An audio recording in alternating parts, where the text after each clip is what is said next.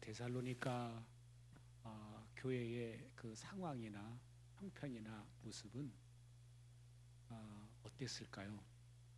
바울이 그곳에 가서 그 복음을 전했을 때 수많은 사람들이 예수를 믿겠다고 예수님을 영접하고 또 수많은 사람들이 기도를 받고 병이 치유되고 또 성령의 충만함을 입고 그러면서 막 그렇게 일어나서 너무 행복하고 또 감사하고 또 기뻐하고 그런 일들이 막 일어나다가 지금 현재 데살로니가 교회는 마치 추운 겨울에 찬물을 확 끼얹은 것처럼 그들의 그 교회 분위기가 굉장히 어수선하고 한 그런 모습의 교회입니다.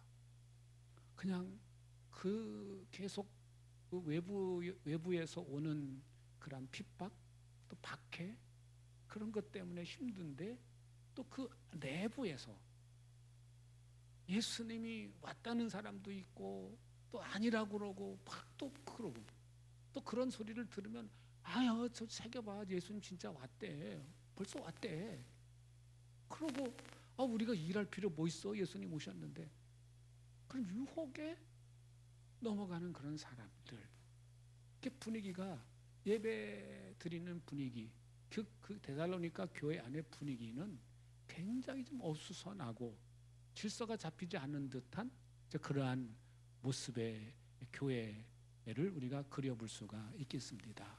이런 상황에 있는 이 교회에 그 소식을 들은 이 바울 사도는 마음이 한편으로는 굉장히 좀 답답하기도 하고 하나님 도대체 이 정말 유혹에 넘어가고 예수님이 왔다는 소리에 그냥 또 그렇게 마음이 또 싱숭생숭한 이들에게 내가 어떤 메시지를 전달해 줘야 이들이 마음을 잡고 이들이 신앙을 잘 유지하고 또 계속해서 그들이 믿고 또 알고 경험하고 체험한 그 예수님을 계속 전하면서 살 수 있을까요?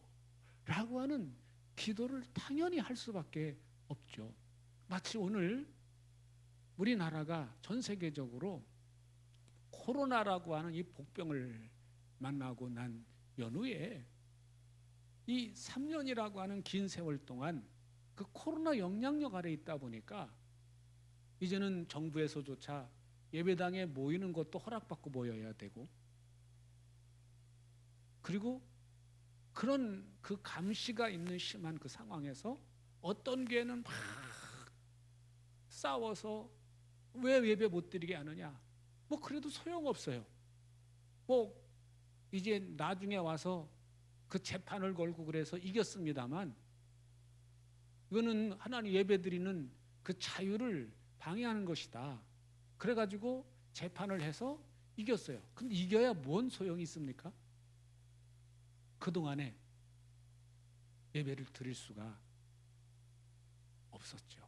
예배당이 폐쇄가 되고 그 어느 공공기관보다도 정말 그 시설을 잘 해놓고 환기시설 또 모든 그런 이제 마스크라든가 모든 그런 거를 잘 해놨음에도 불구하고 단지 예배당이라는 것 때문에 예배를 못 드리게 하고 좀 뭔가 잘못된 그런 정책을 시행하는 정부 앞에서 아무리 하소연해봐야 소용없었던 그런 기간이 있었습니다.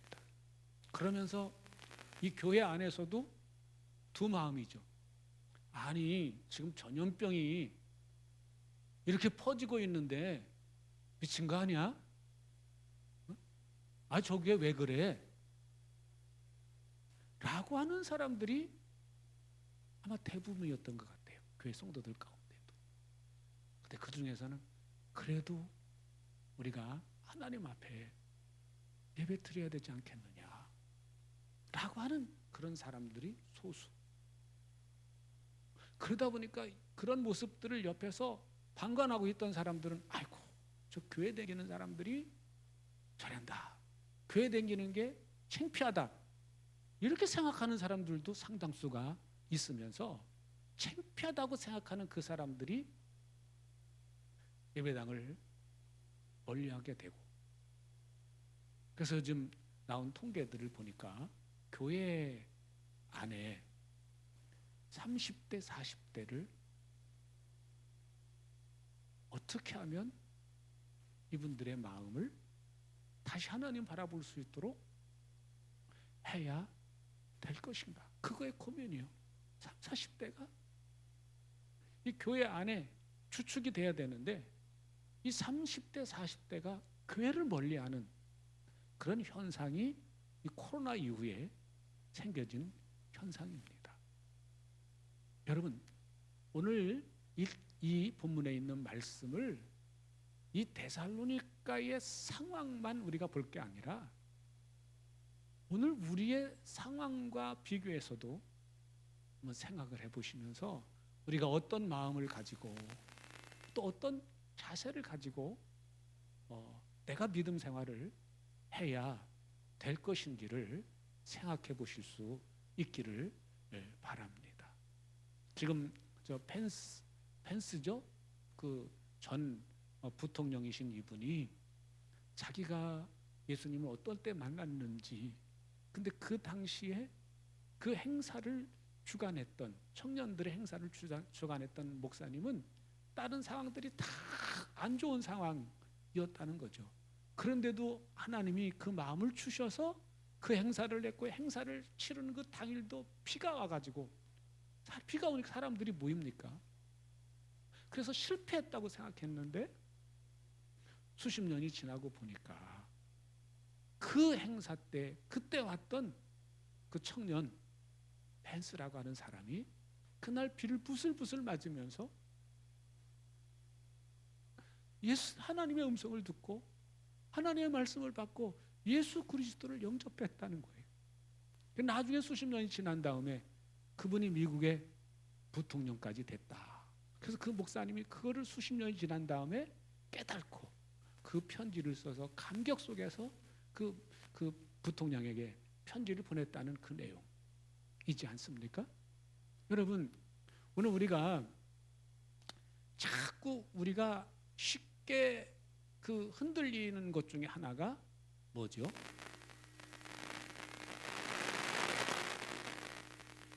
우리는 그 감정에 우리 그 가지고 있는 그 것 중에 하나가 감정이죠. 이 감정이 쉽게 이게 왔다 갔다 한다는 거예요. 뭐 때문에요? 우리 눈에 비치는 것, 우리 귀에 들리는 것 때문에 이게 흔들려요. 그렇지만 우리가 중요하게 생각하고 중요하게 여겨야 될 그 사실은 우리는 진리를 붙잡고 산다는 사실입니다. 진리는 뭐가 진리냐? 어제나 오늘이나 영원토록 안 바뀌는 게 진리예요. 우리의 생각은 또 세상의 이론은 계속 바뀌잖아요. 학설이잖아요. 그래서 근데 하나님의 말씀은 2000년 전이나 지금이나 앞으로 수천 년이 지난 후에라도 변하지가 않아요. 예수님 믿으면 누구나가 다 구원받고 그 이 땅의 삶의 여정을 지나고 나면 천국에 간다고 하는, 천국에서 영원히 산다고 하는 그 사실은 변함이 없어요. 근데 우리는 단지 예수 믿는 것이 이 땅에 사는 동안 예수 믿으면 죽으면 천국 가는 것, 그게 전부냐? 그게 아닌 것이죠. 이 땅에 내가 육신의 몸에 살면서 내가 예수 믿는 사람답게 살고 그 이 땅에 살면서 주의 소리를 듣고 주님의 인도를 받고 삶을 통해서 아름다운 열매를 맺는 그러한 것을 내 눈으로 보고 내 몸으로 느끼고, 그리고 주님이 주시는 평안, 주님이 주시는 그 천국을 누리며 사는 거예요. 여러분, 예수 믿는다는 것이 뭐죠? 믿는다는 것이 뭐예요? 믿는다는 것은 내 삶 속에서 그 주님을 느끼고 사는 거예요. 내 삶 속에서 멀리 계신 주님이 아니라 내 안에서 나와 교통하시는 그 주님을 내가 날마다 내가 마치 숨 쉬는 것처럼 느끼고 사는 게 우리의 꿈이고 우리의 비전이 돼야 되는 거 아닙니까? 나는 언제 집을 마련할 수 있을까? 나는 언제 차를 마련할 수 있을까? 나는 언제나 그렇게 될 수 있을까? 많은 경우가 예수 믿으면서도 자꾸 그것에 그런 생각, 나는 언제나 저 사람처럼 멋진 옷을 입고 살 수 있을까? 자꾸 이 육신적인 것에만 내가 생각이 매몰된다면 내 안에서 주님이 계실 공간이 어디에 있겠습니까? 그래서 주님은 너희는 먼저 하나님의 나라와 의를 구하라 하신 이유가 우리 인간들이 옛날에 사는 인간들이나 지금 사는 인간들이나 똑같이 늘 육신의 것 때문에 고민하고 늘 육신의 눈에 비춰지는 것 때문에 괴로워한다고 하는 사실을 너무나도 잘 알고 계시기 때문에 너희 믿는 사람은 그렇게 살지 말고 좀 다르게 살아라. 먼저 하나님을 찾아라. 먼저 주님의 소리를 듣는 것을 사모해라. 그러면 나머지 육신의 삶에 필요한 것 내가 다 모르겠느냐? 내가 네 속을 모르겠느냐? 너를 만든 사람인데 그거 내가 채워준다. 이게 성경의 약속이에요. 이게 진리인 것이에요. 그래서 그 약속의 말씀, 이 진리의 말씀을 내 가슴으로 받아들이고 믿고 사는 사람들에게는 실제로 그런 은혜를 맛보는 거예요. 그런데 많은 경우가 그건 성경 말씀이고 나는 믿지만 내 방식대로 살 거야. 분명히 예수님이 나의 구원자라고 그렇게 고백했음에도 불구하고 여전히 내 속의 주인은 나인 거예요. 여러분, 내 속의 주인이 나로 사는 사람의 모습은 그냥 늘 내 생각이 먼저니까 육신의 것을 찾고 그것을 먼저 우선순위에 두고 살 수밖에 없겠죠. 아닌가요? 항상 하나님의 나라와 의는 후순위입니다. 사실 우리가 그렇게 살아오지 않았습니까? 이제까지. 그런데 성경에서는 그럼에도 불구하고 소수의 사람들이 그것을 인정하고 받아들이고 믿고 살아요. 즉 하나님의 나라는 그런 사람들을 통해서 계속해서 이어지고 이루어지는 줄로 믿습니다. 왜 예수님께서 오른편 왼편을 구분하고 너는 내가 줄일 때, 내가 목마를 때, 내가 헐벗을 때 먹여주고 입혀주고 또 마실 물을 주었다. 왜 그랬겠습니까? 바로 그런 사람들이 누구라는 거예요. 바로 하나님의 나라를 구하고 의를 구하고 주님의 감동하신 대로 아멘하고 순종했던 사람들을 말하는 거 아닙니까? 그 왼편에 있는 자들에게 너희는 내가 굶주렸을 때, 내가 목마를 때, 내가 헐벗을 때 먹을 것, 마실 것, 입을 것 안 줬다. 주님 언제 그랬습니까? 저희가 언제 그런 일 했습니까? 우리가 주님의 이름으로 이것도 하고 저것도 하고 다 했는데요. 그럴 때 주님께서 하셨던 말씀이 뭡니까? 특히 작은 자 하나에게 한 것이 내게 한 것이다. 이웃을 사랑하는 삶을 살아내라는 거예요. 근데 우리는 본능적으로요 그렇게 못 살아요. 그래서 이 본능을 내가 누르고 주님의 말씀을 내가 자꾸 붙잡고 살려고 하는 의지를 발동하는 것이 중요해요. 당장 내 배가 고픈데 이웃의 삶을 바라볼 여유가 없어요.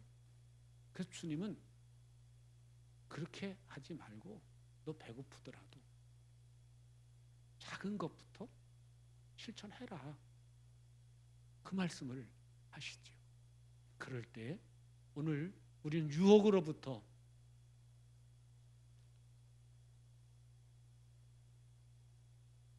물리치고 멀리 떠나서 주님의 소리를 계속해서 선명하게 듣고 살 수가 있는 줄로 믿습니다.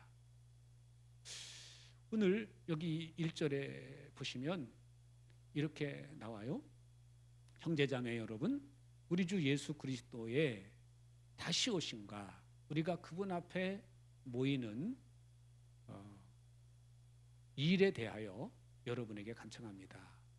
2절 보시면 누가 예언으로나 알리는 말로나 또는 우리에게서 받았다고 하는 편지로 주의 날이 벌써 왔다고 말하더라도 여러분은 마음이 쉽게 흔들리거나 당황하거나 하지 마십시오. 왜 이 상황 속에서 왜 이 사람들이 쉽게 그 유혹에 넘어가고 그랬을까요? 형편이 너무 어렵고 교회도 어수선하고 자꾸 이렇게 그러다 보니까 이 사람들이 자꾸 그런 쪽에 이상한 데 쏠리는 거예요. 왜 시골 동네에 할머니들을 놔놓고 아이고 어머니, 아이고 아버님, 그럴 때 그 없는 그 쌈짓돈을 없는데도 불구하고 내놓고 이거 사고 그럴까요? 너무 힘들고 어려우니까 아픈 데도 많고. 근데 그 사람들이 어머니 아버님 그러면서 그렇게 그 마음을 위로해주고 가짜지만 비록 그러면서 이거 먹으면 괜찮아지실 거예요. 그러니까 그걸 사요. 제가 기억해요. 옛날에 제가 어렸을 때 그 시골 동네 농한기 때 갑자기 우리 어머님이 뭘 들고 오셨어요. 우리 어머니도 그걸 사셨더라고. 동네 시골 동네마다 그런 사람들이 찾아와서 장사했잖아요. 그 어렸을 때, 제 어렸을 때도. 그래도 그때는 그래도 괜찮은 약을 가져왔나 봐요. 그거 먹고 좀 좋아졌다고 그러시는 걸 제가 들었으니까. 자꾸 힘들고 어려우면 자꾸 욕에 넘어가요. 그런데 오늘 말씀에서 그 예수님이 미리 왔다고 하는 속지 마세요. 속지 마세요. 라고 이렇게 얘기를 합니다. 넘어가지 말라고. 그러면 그 예수님이 오시기 전에 나타나는 현상 두 가지를 얘기를 해요. 첫째는 배교하는 일이 생긴다고 그래요. 배교. 배교가 뭐죠? 배신이죠, 배신. 예수님 분명히 경험도 했고 예수님 영접했는데 그 예수 믿는 삶을 살다가 에이 나 안 믿을래 떠나는 사람들이 많이 생긴다는 거예요. 떠나는 사람들이 생긴다는 거예요. 그리고 또 한 가지는 불법을 행하는 사람 곧 멸망의 자식이 나타날 겁니다 라고 말합니다. 불법의 사람이 나타난대요. 그 불법의 사람이 뭐냐? 4절에 보시면 그는 신이라고 불리는 모든 것에나 예배의 대상이 되는 모든 것에 대항을 한대요. 대항. 대항. 그러니까 예배 드리는 부분에 대해서 자꾸 대적을 하는 거죠. 대적을 하는 거죠. 그러니까 예배 못 드리게 만든다든지 그런 일들이 생기고 그리고 그들보다 자기를 자꾸 높이 올려요. 자기를 높이 올리는 자인데 자기가 하나님이라고 주장을 할 것이다. 자기가 하나님이라고 주장을 한다. 자꾸 이 교회 안에서도 우리 말하면 예배당 안에서도 자꾸 높여. 여러분 이단들의 모습이 그런 것이죠. 신천지의 그 교주가 자기가 하나님이라고 말하죠. 이거는요 계속해서 나타나죠. 옛날에는 그 어떤 박모 장로님이 자기가 하나님인데 나이가 몇 살이라고, 자기가 발 닦은 물을 먹으면 건강해진다고. 저 지금 부천에 지금 신앙촌 그 얘기입니다. 그런 일들이 자꾸 생긴다 그 얘기예요. 그리고 그런 사람들이 하는 일 중에 그 불법자가 나타나는데, 그 사람들이 이 아주 엄청난 박해를 해서 많은 성도들이 순교를 당해요. 역사적으로 보면 그런 시절이 여러 번 있었어요. 그러니까 이 바울이 그 이런 경고를 하고 이런 이야기를 한 이후 한 30년 정도 채 지나지 않아서 로마의 그 황제 도미티아누스라고 하는 그 황제 때에 그 당시 성도들이 그 전체 지중해권에 있는 교회 성도들이 약 5만 명 정도가 됐다고 그래요. 얼마나 박해가 심했는지 5만 명 중에 4만 명이 순교를 했다고 그럽니다. 이 불법의 사람들이 자기가 이 로마 시대 때는 로마 황제가 자기가 신인 거죠. 그런 일들이 생긴다는 거죠. 그래서 우리가 이런저런 이 성경의 어떤 한 부분이 아니라 성경이 주님께서 하신 말씀, 다니엘서의 말씀, 그런 것들을 다 종합해서 우리가 판단해야 됩니다. 성경에서는 주님이 오실 때의 현상들만 얘기했지 그날과 그때는 모른다고 말했습니다. 근데 그날과 그때를 정하는 사람들이, 그 정하고 시도하는 사람들이 계속 나오잖아요. 그런 일들을 우리가 살펴볼 수 있어요. 중요한 것은 주님 다시 오시면 그런 사람들은 반드시 입김 하나만 불면 다 심판의 대상이 될 것이라고 말씀하고 있습니다. 오늘 말씀에서 그렇게 말씀해 주고 있죠. 그런데요, 이런 유혹하는 사람들에게 넘어가는 사람들에 대한 그 이야기를 다루고 있어요. 그래서 왜 그렇게 그 유혹에 넘어가느냐? 9절 말씀을 한번 보시면 이렇게 나와요. 그 불법자가 오는 것은 사탄의 작용을 따른 것인데 그는 온갖 능력과 표징과 거짓 이적을 행하고 또한 모든 불의한 속임수로 멸망받을 자들을 속일 것입니다 라고 말해요. 속임수. 여러분 요즘 마술을 하는 거 한번 보셨습니까? 저는요 이제 가끔 그 유튜브에서 마술을 행하는 그런 모습을 봐요. 근데요, 야, 입이 딱 벌어져요. 얼만큼 그 마술을 그렇게 연습을 하고 하는지 그 감쪽 같아요. 그게 어떻게 하는지 볼 수가 없어요.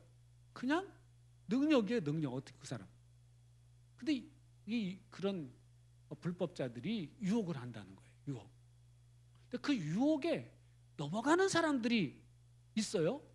그 넘어가는 사람들을 보니까 자꾸 왜 넘어가느냐 하는 그 내용은 10절 하반절에 보시면 멸망받을 자들이 자기를 구원하여 줄 진리의 사랑을 받아들이지 않기 때문이라.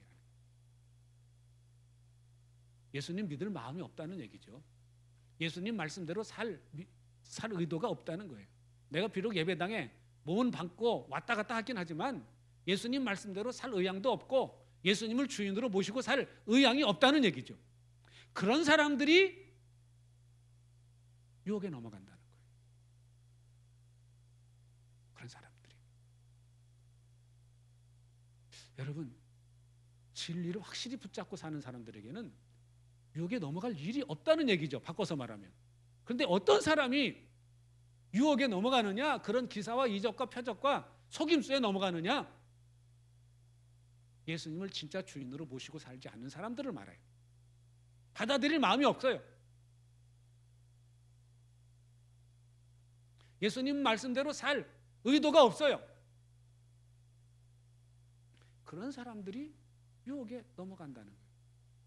또 여기에 11절에 보면 이렇게 말해요. 그러므로 하나님께서는 미혹하게 하는 힘을 그들에게 보내셔서 그들로 하여금 거짓을 믿게 하십니다. 미혹하게 하는 힘 하나님 보내신대요. 양과 염소를 가르치겠다는 얘기죠. 그리고 12절 한번 같이 보시겠습니다.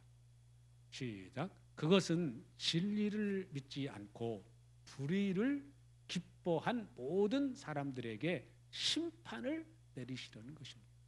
양과 염소를 확실히 구분하시기 위해서 하나님이 허용하신다는 거예요. 미혹하는 그 힘을 보내셔서 현찮게 믿음 생활하는 사람들 넘어가게 하시겠대요. 여러분, 이왕 신앙생활 하시는 거 잘 하십시다. 옆 사람하고 서로 인사합시다. 우리 제대로 한번 믿어봅시다. 여러분, 예배당에 나오고 왔다 갔다 했는데 나중에 나 너 모른다고 주님 말씀하시면 그거 얼마나 억울해요. 제대로 믿어야 내가 믿는 예수님 말할 수 있고 전할 수 있죠. 오늘 여기 앉아 계신 여러분 모두가 정말 진리로 믿고 받아들여서 여러분들의 삶이 주님 안에서 아름답고 복되시기를 주의 이름으로 축복합니다.